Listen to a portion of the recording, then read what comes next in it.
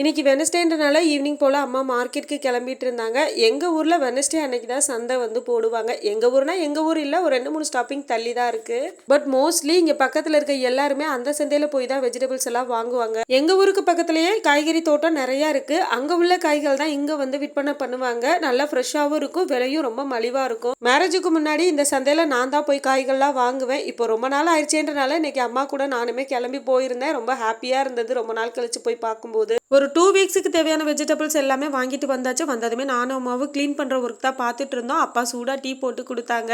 இந்த மாதிரி வேலை பார்த்துட்டு இருக்கும்போது அப்பா டீ போட்டு கொடுத்தது ரொம்ப ரிலாக்ஸாக இருந்தது. நேற்று ஈவினிங் போல் அம்மா பணியாரத்துக்கு மாவு அரைச்சு பாகெல்லாம் கரைச்சி ஊற்றி வச்சுருந்தாங்க. காலையில் கொஞ்சமாக பணியாரம் சுட்டோம். அது போக மீத இருந்த மாவை நைட்டு டின்னருக்கு அதையே வச்சு சாப்பிட்டுட்டோம். இதுக்கு சைடிஷாக தேங்காய் சட்னி தான் வச்சுருந்தேன். இன்னைக்கு நம்ம சப்ஸ்கிரைபர் ஒரு சிஸ்டரோட பொண்ணுக்கு birthday. Name Kalaivani. Wish you many more happy பர்த்டேடா பாப்பா. அப்புறம் லதா சிஸ்டருக்கு ஒரு பெரிய ஹாய்